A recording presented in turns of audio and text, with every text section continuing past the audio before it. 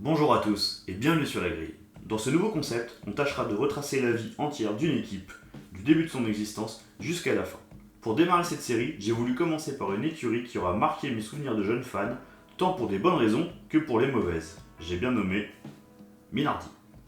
L'écurie naît officiellement en 1972 des mains de Giancarlo Minardi, qui rebaptise l'écurie de son père, décédé. Il la baptisera Scuderia del Passatore en son honneur, afin de disputer les formules de promotion en Italie. A partir de 1974, ils passeront 11 saisons en Formule 2 et verront passer plusieurs grands pilotes que l'on connaîtra par la suite. Pour 1985, les règlements évoluent et les coûts aussi. La Formule 2 devient désormais la Formule 3000 et les coûts d'ingénierie explosent. Ce faisant, Giancarlo Minardi décide que quitte à augmenter les coûts, il les augmentera beaucoup et passera directement en Formule 1. Malgré un budget grossi pour 1985, Minardi ne peut se permettre d'engager qu'une seule voiture pour le championnat du monde de Formule 1. Martini est un novice, mais il avait déjà connu une expérience en Formule 1. Enfin, si on peut appeler ça une expérience. Oui, bon, d'accord, il avait déjà fait un Grand Prix pour Toleman et il s'était pas qualifié. Voilà. La M185 n'est en fait qu'une F2 déguisée en Formule 1, et le moteur Alfa Romeo qui était censé faire rugir la bête n'arrivera jamais. Minardi n'abdique pas, malgré ce gros coup dur, et se tourne vers un nouveau motoriste, Motori Moderni. Le motoriste italien informe que son moteur ne sera pas prêt avant le 3ème Grand Prix de la saison. Ce bloc moteur permettra à Martini de se qualifier pour 15 Grands Prix. Malheureusement, il n'en finira que 3. Et malgré le fait qu'il ne verra que 3 fois le drapeau à damier durant cette saison, il finira quand même en Australie à une très honorable 8ème place. Pour 1986, Martini ne sera pas retenu et descendra directement en Formule 3000. Et Minardi, pour la première fois de son histoire, se permettra d'engager 2 voitures pour le début de la nouvelle saison. Un line-up 100% italien sera composé avec l'arrivée prévue d'Alessandro Nannini et également la signature d'Andrea De Cesaris. Le châssis de cette saison 1986 ne sera qu'une modification du châssis 85, s'appelant la M185B, et le nouveau châssis M186 n'arrivera qu'à la fin de la saison, pour seulement disputer 6 Grands Prix. Ça fait cher le châssis quand même. Ouais, et en plus uniquement pour De Cesaris. Nannini devra se contenter de la M185B. Et pire que ça, les Minardi ne verront la ligne d'arrivée qu'à 2 reprises, une fois par pilote. Et ce pour la même occasion, lors de l'avant-grand prix de la saison au Mexique, où De Cesaris finira 8ème et Nannini 14ème. En 1987, Adrian Campos remplace De Cesaris, mais c'est toujours le même refrain. La M187 fait preuve d'une fiabilité catastrophique, et les 2 pilotes ne verront à nouveau l'arrivée qu'une seule fois chacun. En 1988, des espoirs peuvent être nourris. La M188 fait enfin office de véritable Formule 1 équipée comme il se doit, et Luis Pérez Sala remplace Nannini, parti chez Benetton. Minardi changera de bloc moteur pour passer sur un Cosworth DFZ. Certes, ce sera le moteur le moins puissant du plateau, mais au moins il sera bien plus fiable. Et c'est déjà ça. Adrian Campos sera limogé après seulement 3 Grands Prix et sera remplacé à partir du 6ème par un ancien de la maison, Pierluigi Martini. D'ailleurs, pour le Grand Prix des États-Unis, Martini réussira l'exploit de prendre le premier point de l'histoire de son écurie. Il y terminera 6ème. Les 2 saisons suivantes seront mouvementées et pour 89, le line-up ne change pas.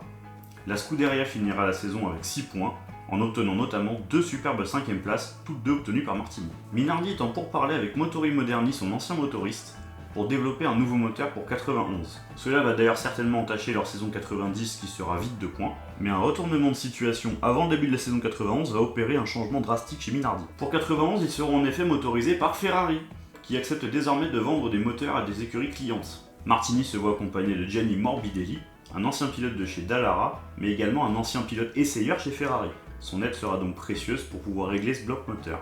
Malheureusement, les résultats ne seront pas reluisants, et le prix exorbitant du moteur Ferrari empêchera le contrat d'être re-signé pour 1992, obligeant Minardi à changer encore une fois de fournisseur de moteur.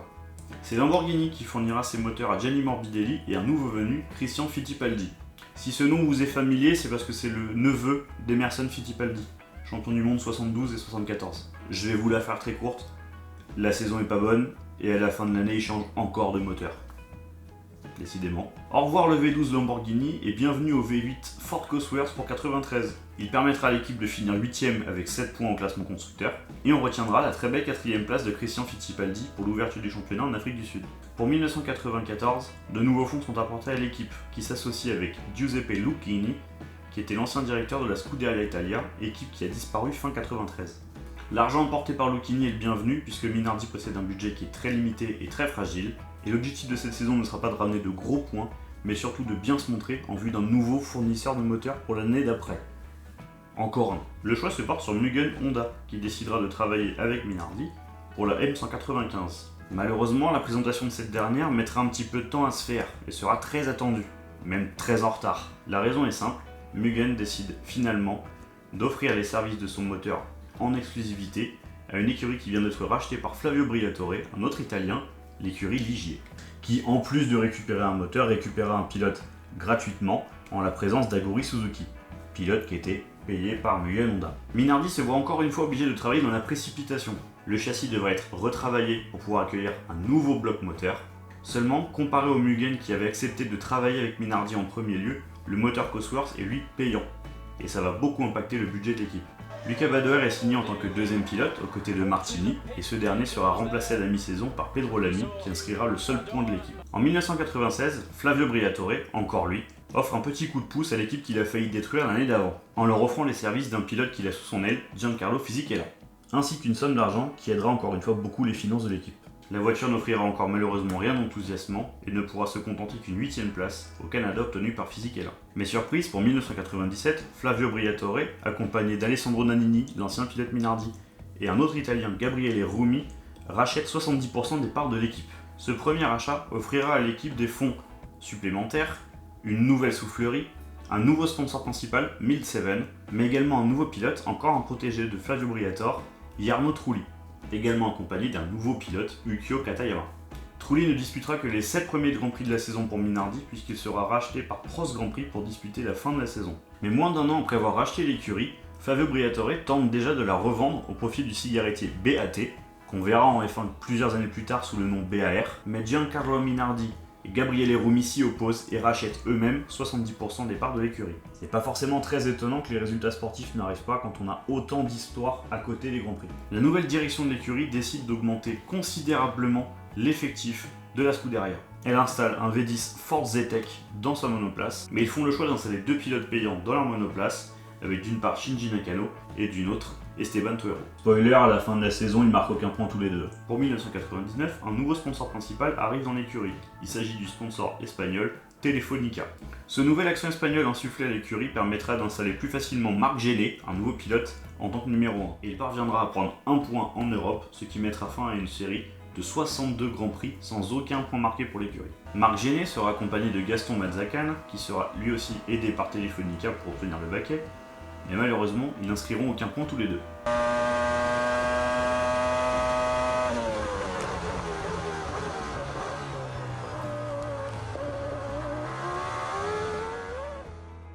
Et malheureusement, en fin d'année, Gabriele Rumi cherche à vendre ses parts, puisqu'il sera emporté par un cancer quelques temps après. Seulement 2 mois avant le début de la saison 2001, l'officialisation de la vente de Minardi à Paul Stoddart, un investisseur australien, est validée. Cette saison, que l'on peut considérer comme étant une saison de transition, sera certes vierge de points, mais verra quand même l'apparition et les premiers grands prix en Formule 1 d'une grande star aujourd'hui, Fernando Alonso.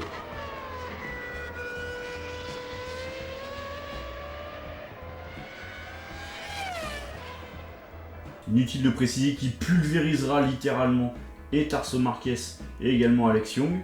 D'ailleurs, je pense que les deux font encore des cauchemars de Fernando à l'heure actuelle.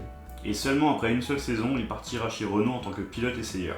Et on connaît la suite pour lui, même si on en reparlera dans une future vidéo certainement. Pour remplacer Fernando Alonso, Paul Stoddart réussit à faire signer un compatriote australien, Mark Webber. Pour l'ouverture de la saison chez lui en Australie, le moteur V10 Asiatech lui permet de réaliser une superbe 5ème place à domicile.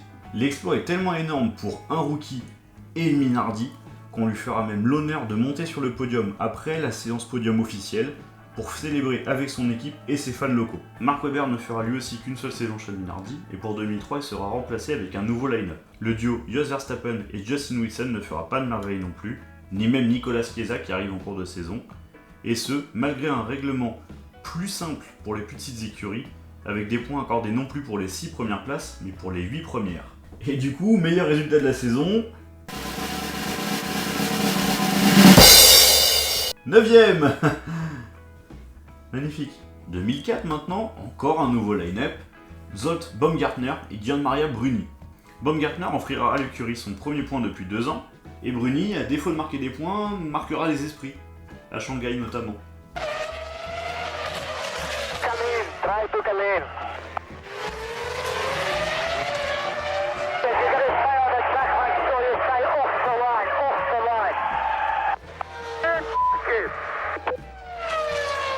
Et on finira cette histoire avec la saison 2005. Même chose que pour les saisons précédentes, les deux pilotes sont nouveaux. Christian Albers d'un côté et Patrick Friesacher, qui sera remplacé d'ailleurs ensuite par Robert Dambus. Et aux États-Unis, un résultat incroyable se produit pour Minardi. Une 5ème place et une 6ème place. Extraordinaire résultat qui fera... Hop. Et si tu leur expliquais pourquoi ils finissaient 5ème et 6ème? Oui, bon, peut-être que sur la grille de départ, il y avait que 6 voitures. Ouais, c'est vrai. J'avoue. Ce Grand Prix ne verra en effet que 6 voitures prendre le départ et sera surnommé le Grand Prix de la honte. Michelin, ayant eu de gros problèmes avec ses pneus en essai, ne pouvait pas garantir la sécurité de leurs pilotes, et toutes les écuries équipées de pneus Michelin ne disputent pas le Grand Prix. Il ne restera donc que 3 écuries en lice, Ferrari, Jordan et Minardi. Et arrivé à la fin de la saison, Paul Stoddart se rend à l'évidence, il ne peut subvenir lui tout seul aux besoins financiers de l'écurie. Il se verra contraint d'accepter l'offre d'achat d'un certain Dietrich Mateschitz, alors patron de la marque Red Bull, qui mettra fin à la dénomination Minardi pour s'appeler Toro Rosso. Une vingtaine d'années après son arrivée en Formule 1, Minardi disparaît et laisse aux fans un certain vide. L'écurie n'était connue que pour visiter régulièrement la fin de la grille et pour ne disputer que des places d'honneur, voire les 2 dernières places. Mais s'il y a une chose qu'on ne pouvait pas retirer à Minardi, c'était le fait de diriger avec passion. Ne voyons pas Minardi comme une écurie qui voulait absolument truster les titres.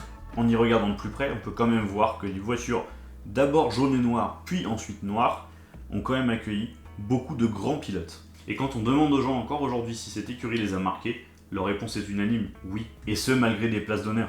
Voilà, c'est tout pour cette vidéo. J'espère que vous l'avez apprécié tout autant que moi j'ai apprécié la tournée. N'hésitez pas à me donner en commentaire vos meilleurs souvenirs liés à Minardi. Bien sûr, n'hésitez pas à vous abonner à la chaîne et à mettre un j'aime si cette vidéo vous a plu. Je vous laisse ensuite avec mes réseaux sociaux, vous y êtes les bienvenus. Et moi je vous dis à bientôt sur la grille. Salut tout le monde!